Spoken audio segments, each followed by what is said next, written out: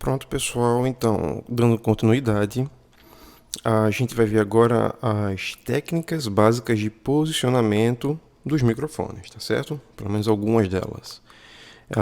Quais são as preocupações que a gente deve ter quando a gente está querendo microfonar alguma coisa? Quais são as decisões que a gente deve tomar de outra forma? Bom, a gente precisa pensar na quantidade de microfones que a gente vai querer, então vai ser uma decisão. É do número de microfones que a gente vai utilizar, qual o posicionamento que a gente vai utilizar, né? Como a gente vai controlar a coloração e o timbre deles, quais são as regras que a gente tem que seguir e as decisões acerca de estereofonia. Primeiro, a gente vai querer saber se a gente vai querer gravar com muitos microfones já estéreo, ou a gente vai gravar mono, depois processar isso, ou enfim. São decisões, né? São possibilidades que a gente tem, e isso tudo fundamenta a escolha e o posicionamento dos microfones em termos de técnica. Então vamos pensar logo em quantidade de microfones. Uma microfonação estereofônica, né, é aquela que, como vocês já sabem, a gente utiliza tantos microfones, ou melhor, no ouvido da gente, essa gravação sai como dois canais, né, em dois canais que são independentes entre si, porém eles falam da mesma coisa, como se fossem duas perspectivas, na verdade. Né? Uma perspectiva é do ouvido direito, outra perspectiva do ouvido esquerdo, acerca de uma mesma fonte sonora. Então é como se você estivesse vendo por dois ângulos ao mesmo tempo. O som, eu já mostrei isso para vocês naquele software que vocês estão usando, que alguns de vocês vão usar inclusive, que é o DAW, o Audacity. Não é isso? Pois bem, vamos pensar aqui então um pouquinho sobre como fazer microfonação estereofônica. Primeiro, a gravação tem que ser simultânea. Ele capta a ambiência e o balanço instrumental. O que significa então balanço instrumental? É justamente o equilíbrio entre os sons, para que não fique nenhum. É como se fosse uma pré-mixagem até certo ponto, porque você trabalha aqui o equilíbrio para que nenhum instrumento fique se destacando do outro. Né? E além do mais, você também pega um pouco da ambiência. Né? Ela é utilizada para música erudita, para bandas marciais, para coros, para quartetos de cordas, para órgão de tubos, para pequenos grupos étnicos, quartetos vocais, etc. É um tipo de microfonação muito popular e muito versátil também.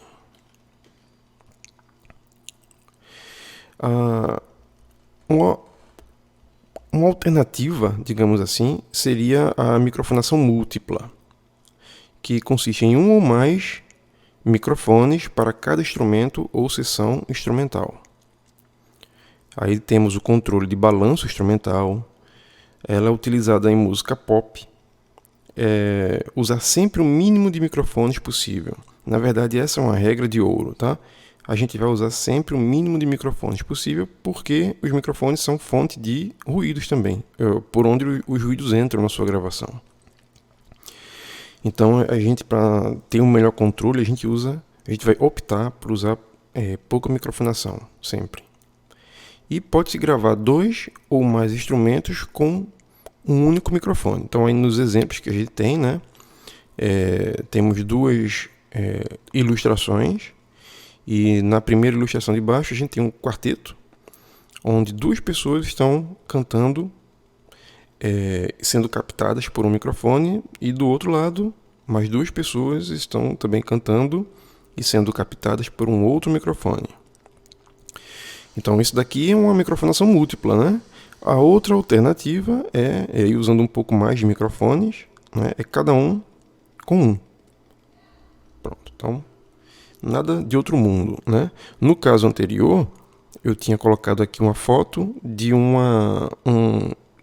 par cruzado de microfones, e eles estão gravando as quatro pessoas. Então, somente com dois microfones a gente pode gravar as 4 pessoas e elas vão caber dentro do espectro. Bom, em termos de distância de microfonação, uma microfonação mais próxima. Quais são as considerações? O microfone é posicionado mais próximo do que o tamanho da fonte sonora a ser captada. Vantagens: pouca reverberação, isso vocês já sabem, né? Pouco vazamento, pouco ruído de fundo e uma boa presença. As desvantagens: introduz mudanças timbrais, ou seja, altera a coloração do instrumento, e você pode pegar também muito ruído instrumental e corporal. Então, mais perto o necessário e não o mais perto possível. Isso é diferente, né? Então, só para passar limpo. Sim, e aqui temos o desenho, no caso. O desenho tem uma bolinha, o desenho está do lado direito do que a gente está vendo aí, né? Desse slide. Tem uma bolinha lá em cima, dizendo fonte sonora em inglês. E essa bolinha, claro, você já sabia também disso, o som reverbera, bate nas paredes. Então, o microfone capta o som direto e com um pouquinho de atraso vai captar também as reflexões. Mas notem que quando o microfone está bem próximo, muitas reflexões não são captadas. Agora vocês já sabem que o microfone, por exemplo, um cardioide direcional, ele rejeita o som que vem de trás. Então ele vai captar mais o som que está na frente, né? E aí ele rejeita essas reflexões excedentes. Então ele pega pouca reflexão. Então, nesse caso, a gente tem, entre vantagens, a pouca reverberação. E por que eu coloquei como vantagem uma pouca reverberação? Porque quando a gente grava numa reverberação, a gente não tem mais como tirar. Quer dizer, até tem. Existem hoje alguns softwares, mas não são perfeitos, não fica bem feito. Os softwares, além de serem caríssimos, não fica bem feito tirar uma reverberação. Então, se você quer gravar já com reverberação, que seja numa sala acústica excelente. Se a sala acústica não for boa, não recomendo você gravar com reverberação. Você coloca a reverberação que você quiser depois. E aí fica mais fácil, inclusive, de caso você não gostar, você pode tirar essa reverberação também. Tá certo? A mesma coisa, a gente está se referindo aos vazamentos, não é? Eu acho importante e oportuno falar que vazamento, gente, é algo que vai estar presente em tudo que é gravação que a gente fizer, em maior ou menor grau. Então tem pessoas que são absolutamente obcecadas por não ter vazamento. Isso seria impossível. Tem sempre um grau de vazamento. O problema do vazamento é quando ele não está presente na música. Né? Ou seja, se eu estou gravando uma música sem nenhum ruído e tem vazamento de ruído, tem ruído no vazamento, aí é um problema.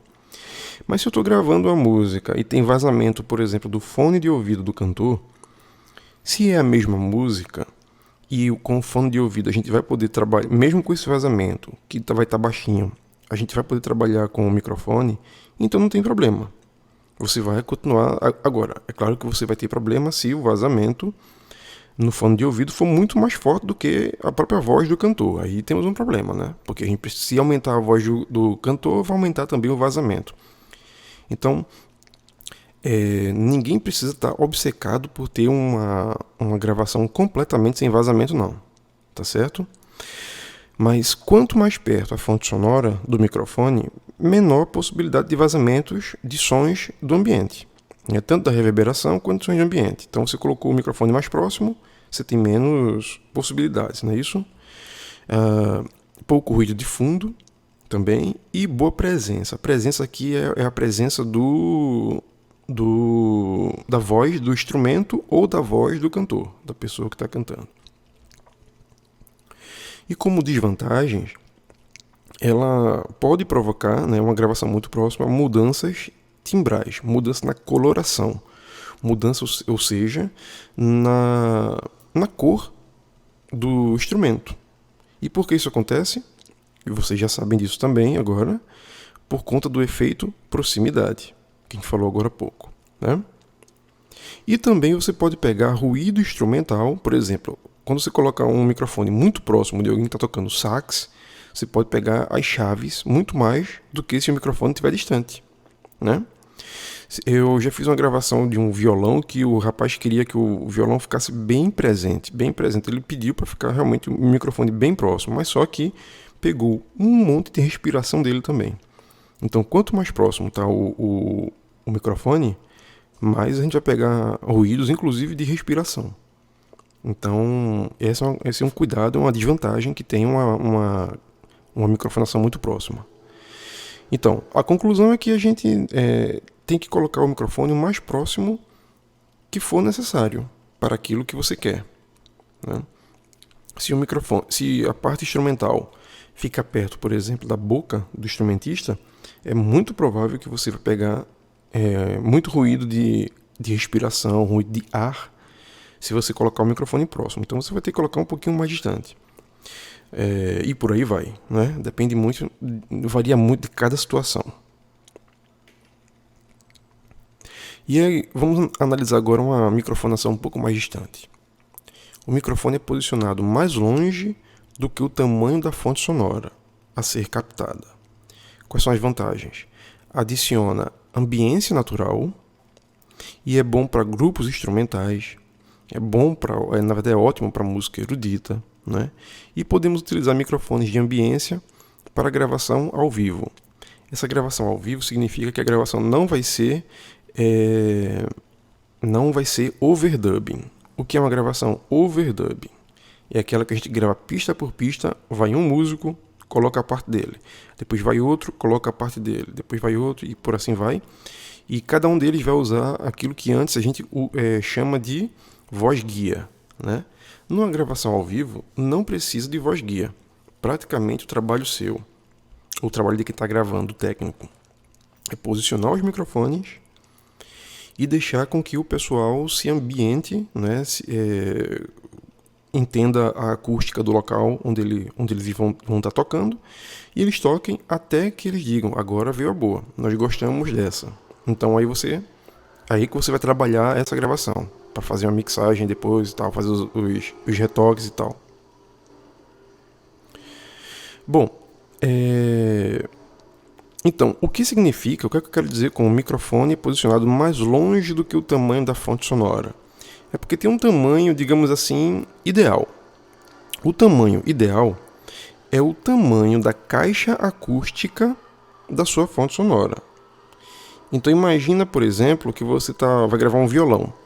O violão tem 2,5 palmos de caixa acústica, ou 2 palmos de caixa acústica.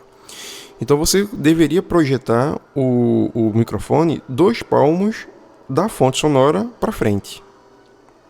E aí você consegue uma distância ideal. E quais são, então, as desvantagens de um posicionamento de microfone mais distante?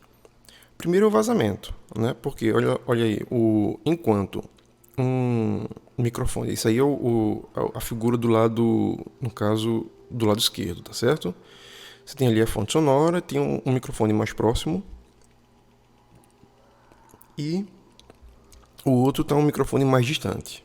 O mais distante está pegando o vazamento e está pegando o reflexo do vazamento, ou seja, o fenômeno acústico da reflexão, né? E pega também uma ambiência demasiada. Olha aí, do outro lado, você colocou o microfone pegando a fonte sonora, só que enquanto o som direto leva tanto tempo para chegar, vai chegar também com um pouquinho de atraso, mas vai chegar também o som refletido, né? E esse som refletido é o som da ambiência, então você pega um pouco mais de reverb. Então, se a sua sala acústica é uma boa sala, vale a pena. Se ela não for uma boa sala, para aquilo que você está querendo, não vale a pena. Então, a decisão também vai depender do fator acústica. Tá certo? E outra desvantagem também é uma menor relação sinal-ruído. Que relação sinal-ruído é essa? É aquilo que eu falei, que todo sinal vem com ruído. Só que essa taxa de ruído em relação ao sinal pode ser bem pequenininha e pode ser bem grande. Quanto mais som direto a gente tem, mais difícil fica você ouvir ruídos. Agora, quanto mais som reflexivo ou refletido você tiver, maior a possibilidade de vir ruído. Então você captou um som. E esse som tem um percentual de som direto, um percentual de som, digamos assim, inteiro, né? E outro percentual menor de ruído. E essa relação muda dependendo também da sua microfonação, da maneira como você microfona. E qual é a distância ideal, entre aspas, e entre muitos aspas? Porque a distância ideal, na verdade, é aquela que o seu som fica bonito, tá certo? Tudo que eu estou falando aqui, pessoal, vai ser regido pela qualidade do seu som. Se você gostou do som, não tem nenhuma regra que precisa ser respeitada. Você pode quebrar todas as regras, desde que o som chegue àquele som que você procura. Não é? Então, a única regra que a gente não quebra é a da beleza estética mesmo, né?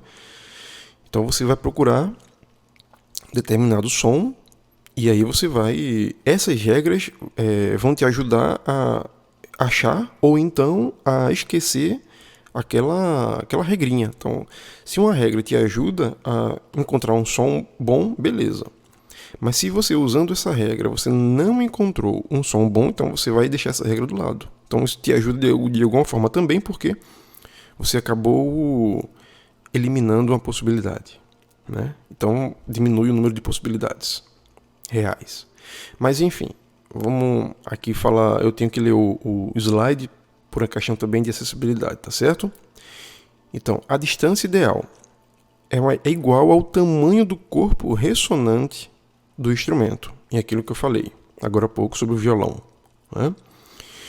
Proporciona melhor fidelidade espectral do que a microfonação próxima e capta menos ambiência, vazamento e ruído de fundo do que a microfonação distante.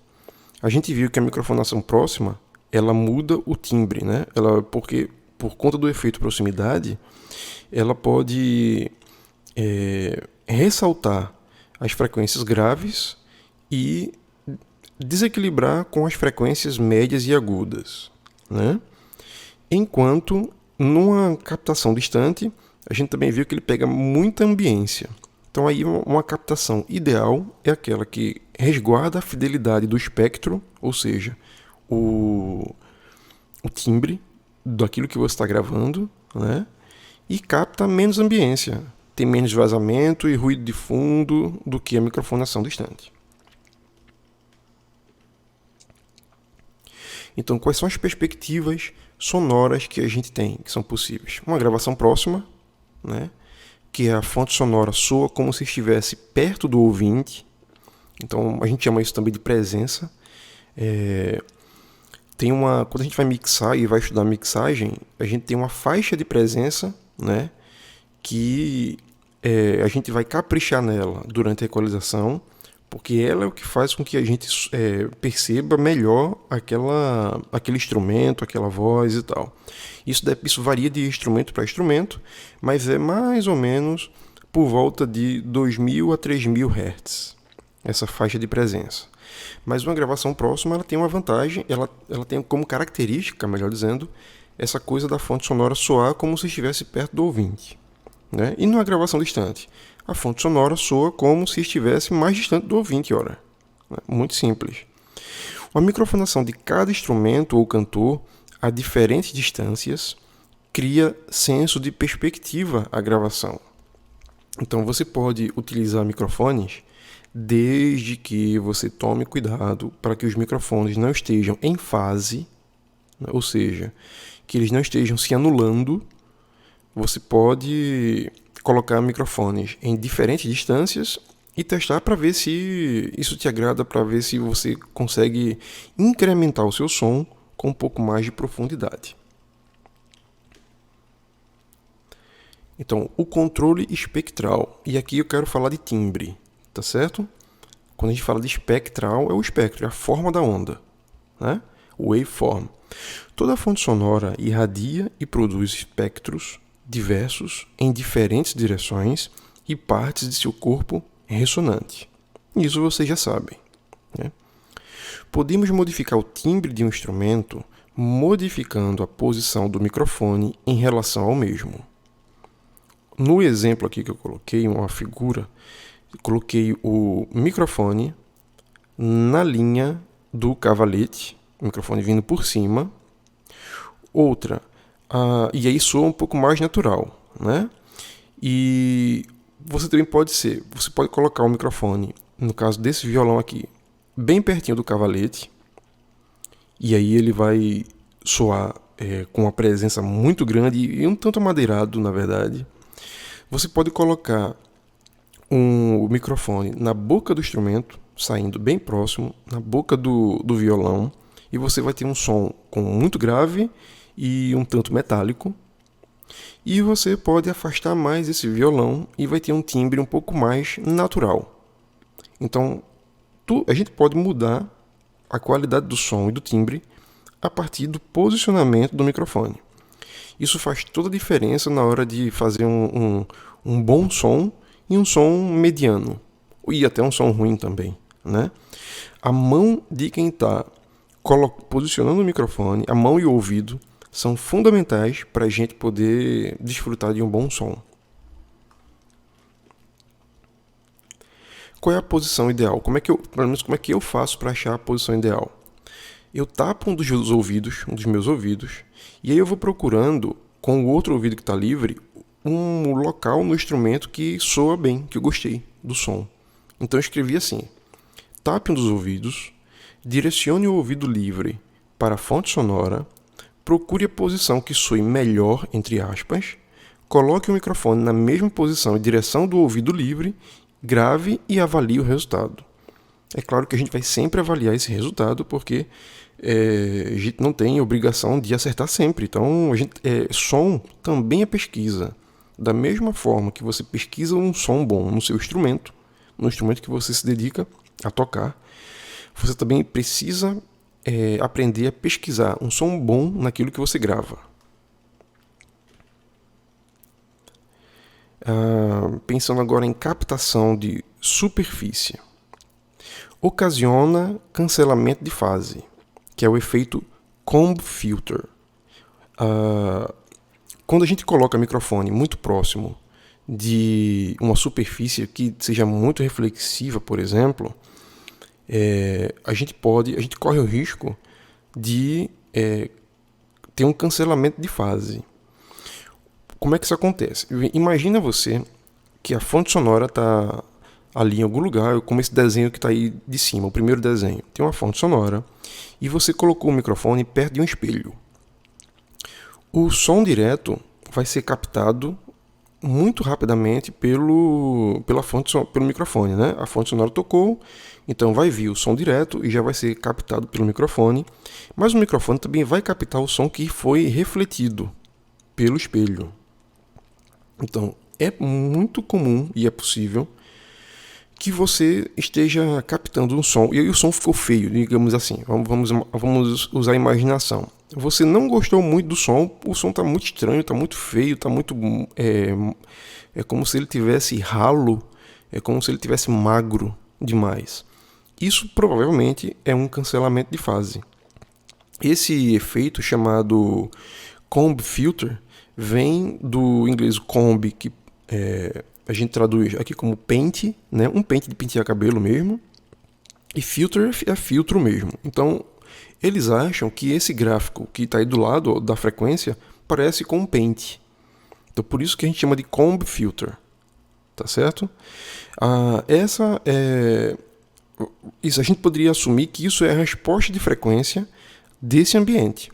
Você gravou o som, o instrumento era bonito, a pessoa que está tocando sabe tocar muito bem o instrumento, mas o som ficou muito feio, você não gostou do som. O que foi que aconteceu? É o microfone? Não, o microfone pode ser até excelente, mas a posição onde você colocou perto de uma superfície espelhada pode fazer toda a diferença, tá certo?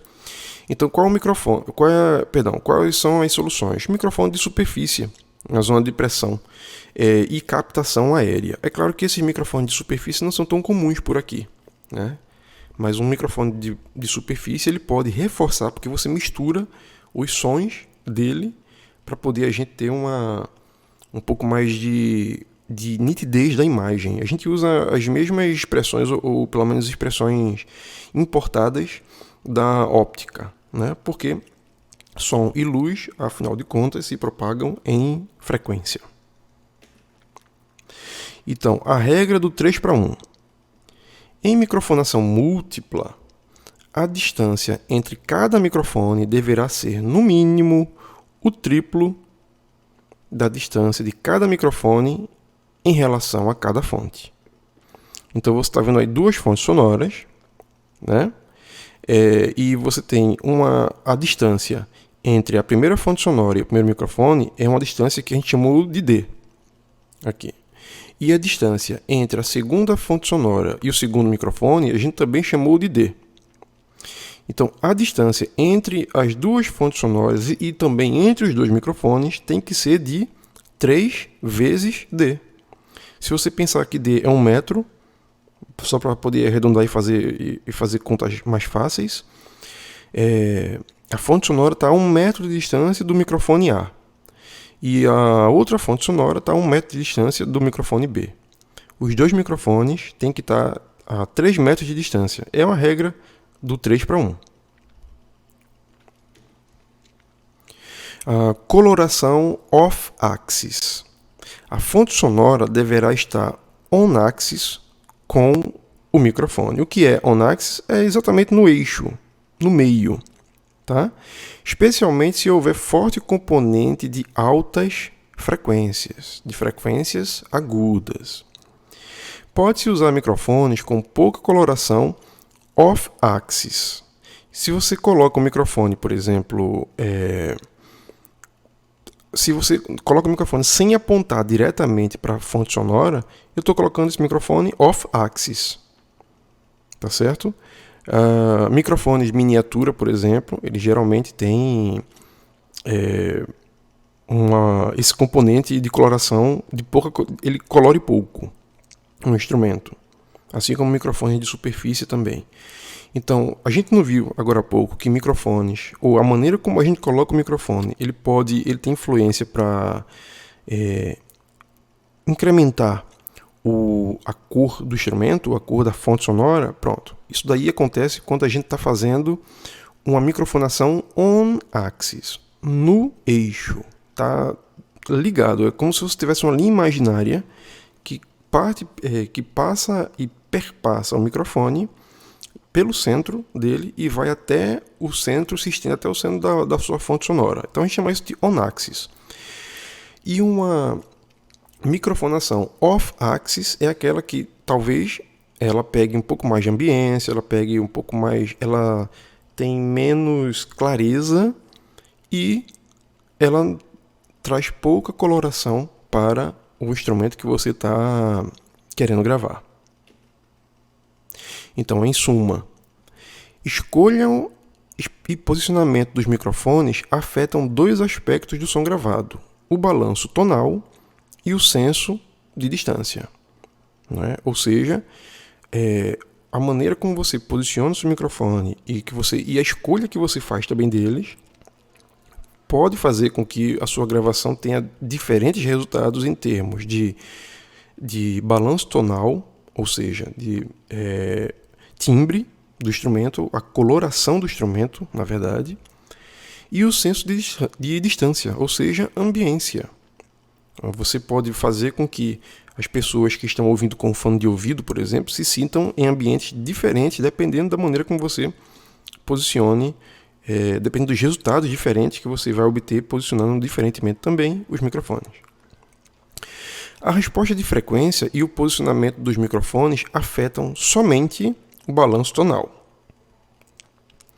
O padrão polar dos microfones e a distância de microfonação afetam somente o senso de distância. A regra 3:1 previne cancelamento de fases. Pois é, eu acho que eu talvez não tenha deixado isso muito claro quando eu expliquei, mas a regra 3:1 é justamente para a gente poder alinhar microfones e evitar cancelamento de fase. Então essa coisa de distância, né? Tem gente que leva para o estúdio até mesmo fita métrica. Eu acho um exagero. Você pode saber tudo, dá para medir isso no olhômetro. Mas tudo isso para evitar cancelamento de fase entre os microfones. Microfones de superfície previnem cancelamento de fase ocasionado por reflexões de superfícies próximas. E cuidado com a coloração off-axis na escolha e posicionamento dos microfones. Porque esse cuidado para não descaracterizar muito o som que você está querendo gravar. A microfonação estereofônica captura o som dos conjuntos musicais como um todo, utilizando somente 2 ou no máximo 3 microfones.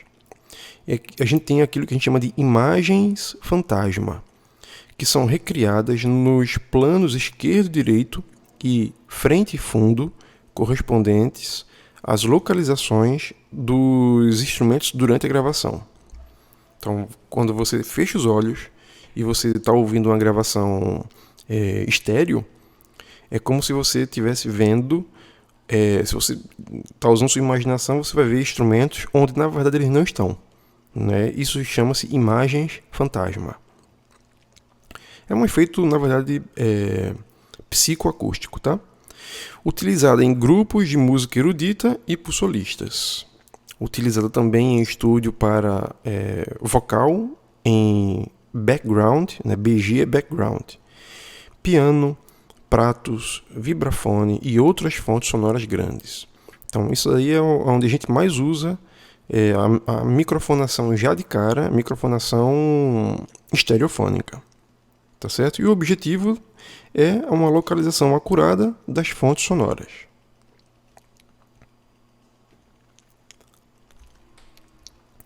E aí eu coloquei esse gráfico daí, que também foi tirado de um livro, né? Sobre imagem estereofônica. E aí a gente tem a localização das fontes, que está aí é esse palco que está em cima desse desenho. No topo do desenho, a gente tem left center, right center e right. Ou seja, a gente tem esquerda, centro, direita e direita. Tá tudo aberto nesse plano espacial, digamos assim. Ali a gente tem os instrumentos supostamente que estão distribuídos dessa forma, sejam instrumentos musicais, sejam cantores, enfim, como você que é o diretor musical tá pensando, tá certo?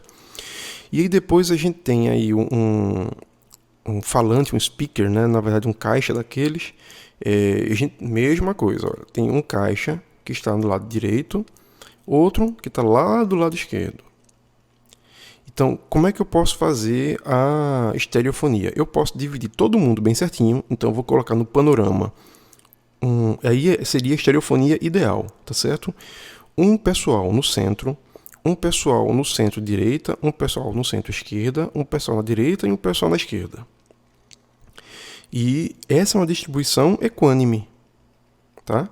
Como é que se eu coloco uma distribuição com todo mundo muito próximo do centro, o que eu tenho é pouca estereofonia. Então, se eu coloco, tá ali os caixas, né? Mais uma vez, o máximo deles, bem abertos, só que eu não coloquei nenhum, nem no lado direito nem no lado esquerdo. Eu coloquei todo mundo, ou no centro ou ao redor do centro. Olha aí, tudo bem juntinho. Então, você tem o centro-esquerda, a esquerda, o centro-direita, a direita, tudo muito juntinho. Então você tem pouca estereofonia nessa distribuição. E eu também posso ter uma estereofonia exagerada, que não soa natural, que é quando eu pego as vozes do centro e deixo no centro, mas eu coloco muito perto da direita, não somente na direita extrema, mas o centro-direita eu coloco lá para perto da direita. E o centro-esquerda eu coloco lá para perto da esquerda. Pronto. Então, esse tipo de estereofonia também Não é muito recomendada, a depender do que você quer fazer, qual é o seu objetivo com aquela gravação, né? Porque ela fica soando não muito natural. Mas se isso for para algum efeito que você queira fazer, por exemplo, um efeito de 3D, um efeito de videogame, isso é possível sim, é bem-vindo até, tá certo? Como falei, não tem nada certo ou errado. Tem aquilo que é melhor e o pior, que é o mais adequado para aquela situação e o que não é adequado para aquela situação. E como é que a gente faz, como é que a gente pensa então, quais são as considerações que a gente faz com relação à posição de audição ideal? Ao vivo, devemos sentar a uma distância igual à distância entre as fontes sonoras, mais à esquerda e mais à direita do palco, para você encontrar o ponto médio, né? E na gravação devemos ausentar equidistantes, ou seja, no meio, das duas caixas acústicas. Caso contrário, a imagem estereofônica tenderá para a caixa mais próxima e ficará mais estreita. Devemos nos sentar a uma distância igual à distância que separa as caixas acústicas direita e esquerda. Isso é, devemos formar um triângulo equilátero em relação às duas caixas acústicas.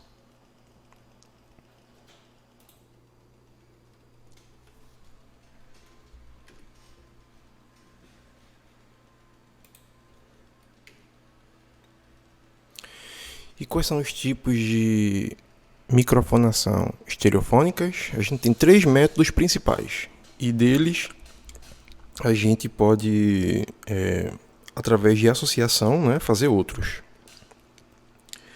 Os 3 métodos principais são par coincidente, chamado XY, par espaçado, chamado AB, e par cruzado. Par coincidente, ou seja, o XY, é esse como está aí no desenho, né? 2 microfones direcionais podem ser utilizados, podem ser utilizados outros padrões polares também, montados com suas pontas se tocando e seus diafragmas superpostos em ângulo e direcionados para as extremidades esquerda e direita da fonte sonora.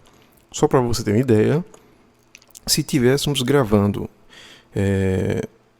um quarteto masculino, digamos assim, o microfone da direita iria apontar para o ombro do componente mais à esquerda e o microfone da esquerda iria apontar para o ombro do componente mais à direita. Então é assim que a gente faz um par coincidente, tá certo? Uma microfonação par coincidente, que eu espero que a gente possa ter a oportunidade de fazer isso no estúdio assim que tudo normalizar, assim que for possível. Então, mesmo que a turma de vocês tem sido, enfim, prejudicada e até cobaia nessa situação toda da pandemia, espero que vocês voltem para a gente poder fazer essas aulas práticas, tá certo? Porque é praticando que a gente vai entender melhor tudo isso, inclusive fixar na mente. Bom, o par coincidente. A estereofonia é derivada de diferenças de intensidade. A fonte central é captada com a mesma intensidade pelos 2 microfones. A fonte off-center, ou seja, que está fora do centro, é captada com mais intensidade pelo microfone mais perto dela, mais on-axis com a mesma. Em outras palavras, a fonte que está no centro vai ser captada pelos 2 microfones da mesma maneira. A fonte que está mais à esquerda vai ser captada pelo microfone mais próximo de maneira forte e pelo microfone mais distante de maneira um pouco mais fraca. E o mesmo acontece invertido com quem estiver na direita. Tá certo? É o mesmo processo que o potenciômetro de balanço, ou seja, o PAN.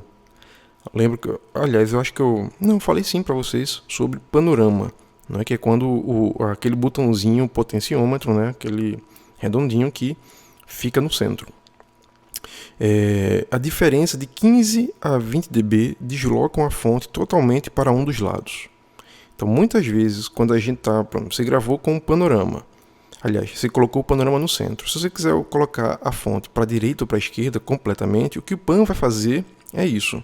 Ele vai mexer na diferença de intensidade.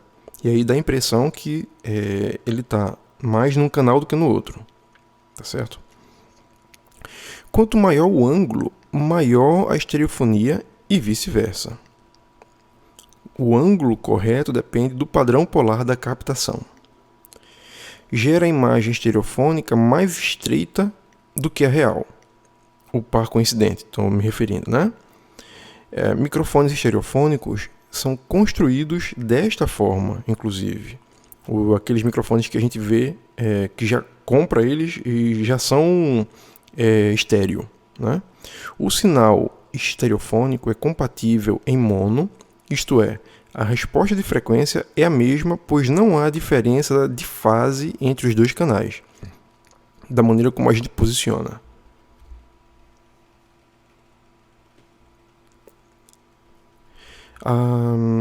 Quais são os métodos relacionados? Não sei se isso vai ajudar muito nessas condições que a gente está, né? Mas o método é o Array Blumlein, que são 2 microfones bidirecionais em um ângulo de 90 graus, isso aí ficou por cento, mas é errado, e direcionados para as extremidades da fonte sonora.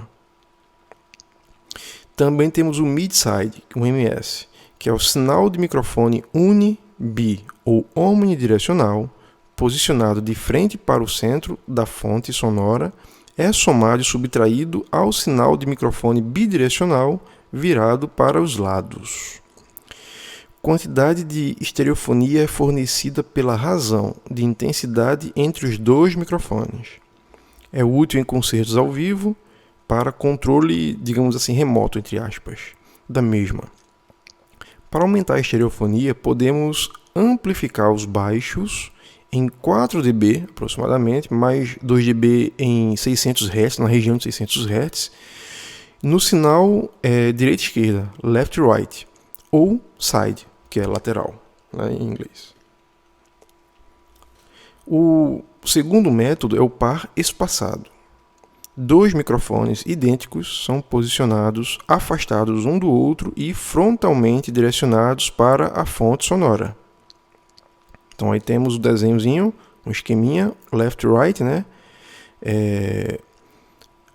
Channel output, que é a saída do canal. Então, esses nomes em inglês aí todo mundo já deve saber o que significa. Aqui é só um desenho ilustrativo, meramente ilustrativo.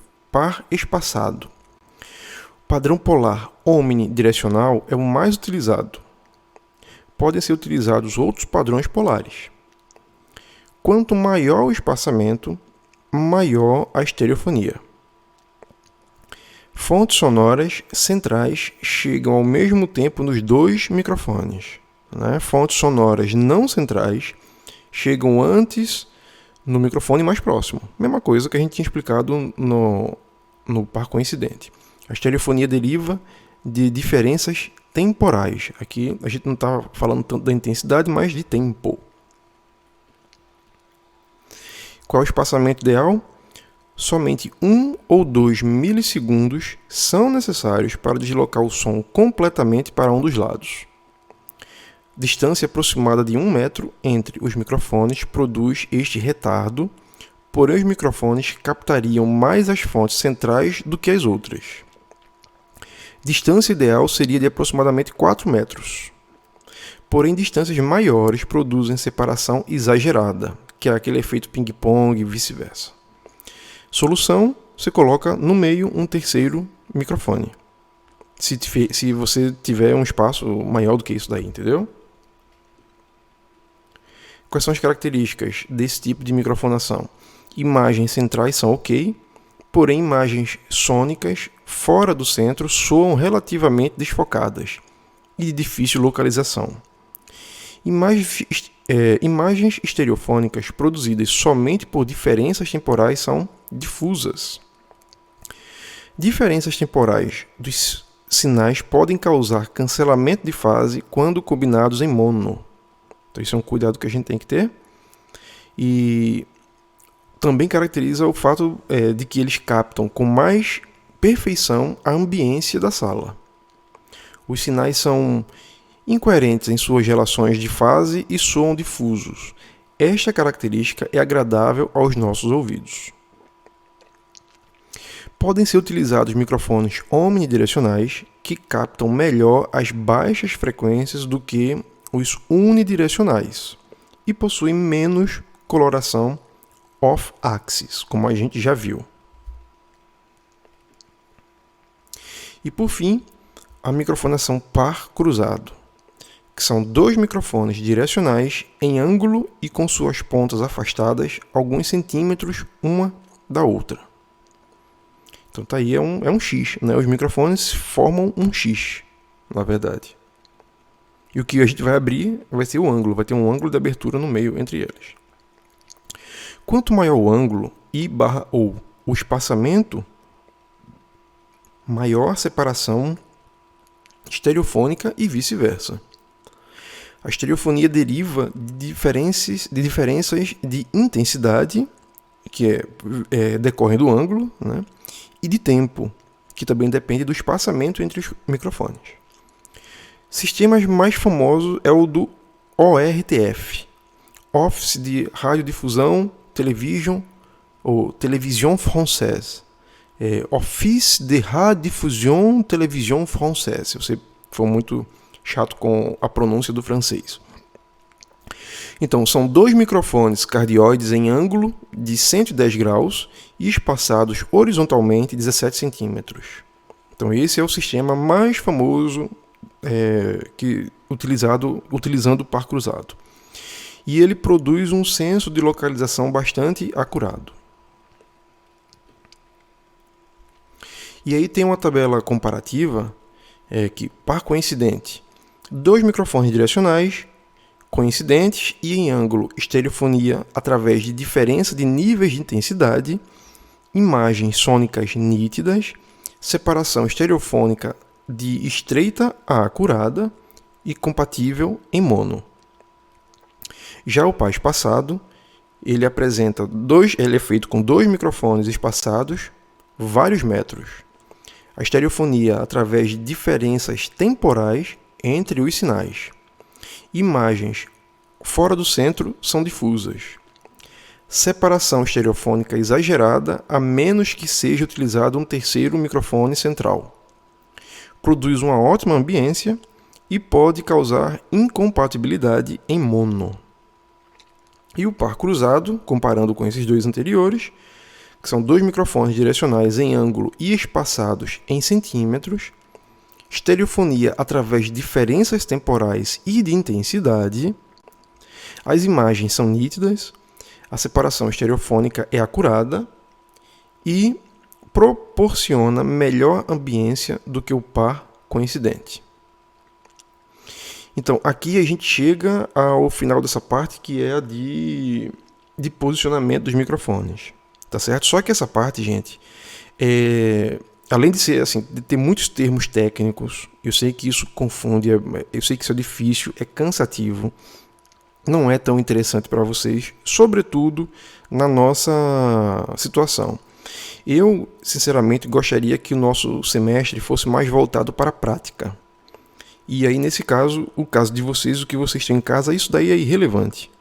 Então, eu vou deixar com vocês eu vou mandar para vocês, na verdade, esse slide, tá certo? E vocês vão guardar esse slide para poder estudar, quando precisarem, quando vai ser um objeto de consulta. Porque, além disso, agora vem uma longa parte sobre as técnicas de microfonação para diversos tipos de instrumentos, na verdade, que eu coloquei aqui para vocês. Como microfonar guitarra elétrica, como microfonar piano, como microfonar cordas. Então, isso daqui, eu não vou ler para vocês esse slide.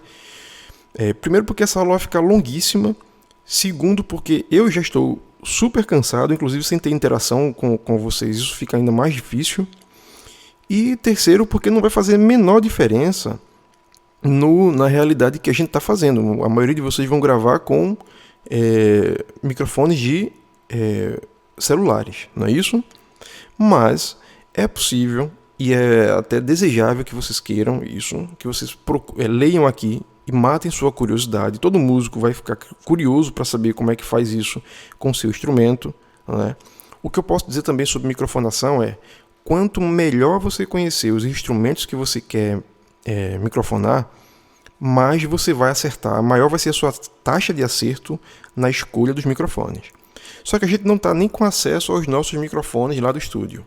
Então não faz muito sentido eu continuar lendo aqui slide para vocês. Eu vou mandar para vocês, tá tudo escritozinho, e vocês me mandem as dúvidas, a gente liga para mim, a gente conversa sobre, tá certo? E a gente fala de uma maneira mais prática, mas eles estão inclusive com bastante desenho, tá? Tem muitas figuras para poder ilustrar aquilo que está sendo dito. E outra coisa também é que vocês precisam se familiarizar com o vocabulário, com a nomenclatura, porque esse vocabulário é base para que a gente possa se comunicar bem no estúdio profissional, tá certo? Então eu sei que são muitas palavras, muitos termos novos. Coloca esses termos no seu mapa mental e vamos estudar, vamos decorar mesmo, na verdade memorizar, né? É a melhor palavra para isso. Memorizar sabendo o que é cada uma dessas coisas, tá certo? Existe também uma ontologia dos estúdios. Então, se você não sabe o que é uma ontologia, eu recomendo que você assista a aula sobre ontologias que eu gravei para o pessoal de tecnologia musical. Tá certo? Tá tudo aberto, vocês vão ter acesso também, se vocês quiserem, para entender o que é que vocês querem de um estúdio. Quando você entra no estúdio, qual é a sua... que tipo de som você vai poder tirar e quais são os materiais e as técnicas e as maneiras de fazer que você vai ter interesse por ela. Mais ou menos, em outras palavras, quando eu estou trabalhando com violão, o que é que eu quero do violão? Eu quero um som com tais e tais e tais características. Então, esse tipo de som e esse tipo de coisa é motivo de pesquisa. Isso aqui, essa disciplina, por mais que tenha muita informação, é uma disciplina teórico-prática, não dá tempo da gente ver com profundidade tudo isso. Então, aqui é o pontapé inicial para que você depois possa concluir seus estudos individualmente, né, ou até mesmo quem quiser fazer uma pós-graduação, estudando profundamente áudio, tá certo? E a produção musical, enfim, decorrente disso. Mas é isso, eu acho que por hoje a gente fica por aqui, porque eu estou muito cansado e eu acho que também vai ficar cansativo para vocês também ouvir tanta informação sem estar colocando a mão na massa, tá certo? Então, um grande abraço e até a próxima.